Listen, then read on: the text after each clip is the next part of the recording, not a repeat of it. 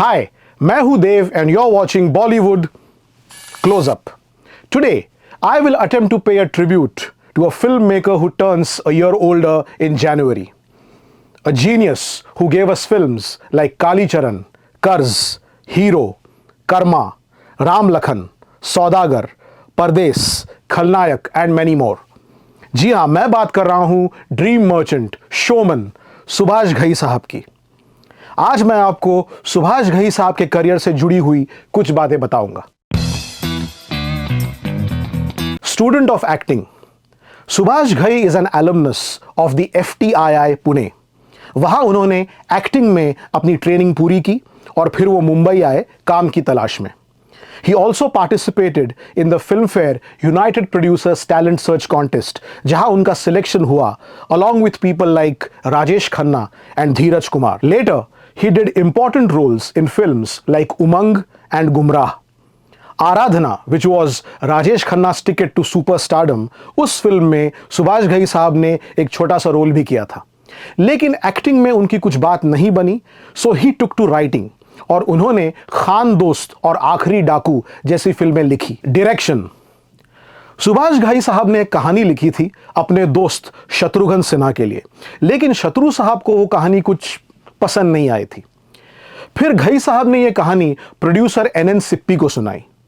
Not only did NN Sippy like the story, but he also liked the manner in which Subhash Ghai साहब had narrated the story to him.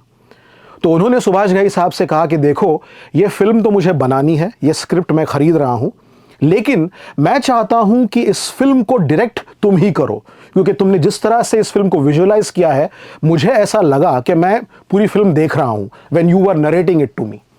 Subhash Ghai साहब ने उस वक्त direction में कुछ नहीं किया था, he had no experience, but he decided to take up the challenge.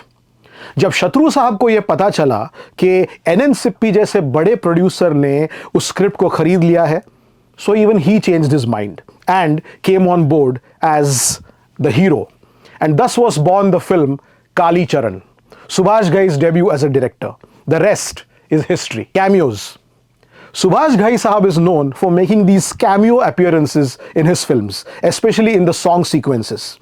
उनसे एक बार पूछा गया कि आप ऐसा क्यों करते हैं, आप ये कैमियोज क्यों करते हैं अपनी फिल्मों में, तो उन्होंने एक बहुत ही इंटरेस्टिंग जवाब दिया। उन्होंने कहा कि देखिए, मैंने मेरे पिता का पैसा खर्च किया 2 साल फिल्म इंस्टीट्यूट में ट्रेनिंग लेते हुए टू बिकम एन एक्टर। अब वो तो इस दुनिया में नहीं है, लेकिन मैं चाहता हूं कि वो जहां कहीं भी हो, वो ये देखे कि यार थोड़ी देर के लिए ही सही, लेकिन उनका बेटा स्क्रीन पे नजर आ रहा है, तो उन्हें खुश रखने के लिए मैं ये कैमियो रोल्स करता हूं। That was Subhash Ghai's way of explaining why he did cameos in all his films. Surprises and thrills. From the very beginning, Subhash Ghai Sahab got himself and others out of their comfort zones. He challenged stereotypes. अब आप कर्ज film का example ले लीजिए। यह film थी री incarnation के बारे में। We already had a lot of films based on reincarnation, लेकिन घई साहब ने यह सोचा कि ऐसा कैसे हो सकता है कि जब किसी का पुनर्जन्म हो तो उसकी शक्ल वैसे ही रहेगी जैसे पिछले जन्म में थी। Which is why we see Raj Kiran, who plays Ravi Varma in the film and dies being reborn as Monty, that is Rishi Kapoor. Karz के लिए उन्होंने लक्ष्मीकांत प्यारेलाल जी से कहा कि I want western music from you. LP were known for their Indian melodies, but Ghai साहब made them compose music with a western disco flavour, and we know the results. क्या गाने compose किए LP ने। उस फिल्म के villain थे Premnath, who was known for his over the top acting and dramatic dialogue delivery. Ghai साहब ने प्रेमनाथ साहब को उस फिल्म में एक गूंगे का कैरेक्टर दिया, सर जुड़ा, जो बोल तो नहीं सकते, but he communicates bye tapping a glass. 1986 में जब सुभाष घई ने कर्मा फिल्म बनाई, वो एक ऐसा वक्त था जब ऑडियंसेस थिएटर्स जा नहीं रहे थे बिकॉज ऑफ वीडियो पायरेसी। तो घई साहब ने ये सोचा कि मैं एक ऐसी बड़ी फिल्म बनाऊंगा that the audiences will have no option but to come to the theatres to enjoy the film, and that is how he made Karma on a huge scale. So that was Subhash Ghai, always challenging stereotypes and getting himself and others out of their comfort zones. Deva, what might have been. People were excited in the year 1987 when the biggest director of the 1980s teamed up with the biggest actor of the same decade. Subhash Ghai and Amitabh Bachchan came together for a film called Deva. इस film में बच्चन साहब एक डाकू का role करने वाले थे. कहते हैं कि the film was inspired by the story of Valmiki who wrote the Ramayan.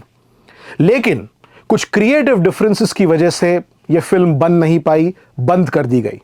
Let's hope that Subhash Ghai and Amitabh Bachchan come together for a film in the near future. Not only has Subhash Ghai given us some great films, but he has also given us a great institution where screenwriters, directors, and technicians of the future are being educated and trained. Here's wishing the showman a very happy birthday. Till we meet again, this is Dev signing off from Bollywood. Close up. Goodbye.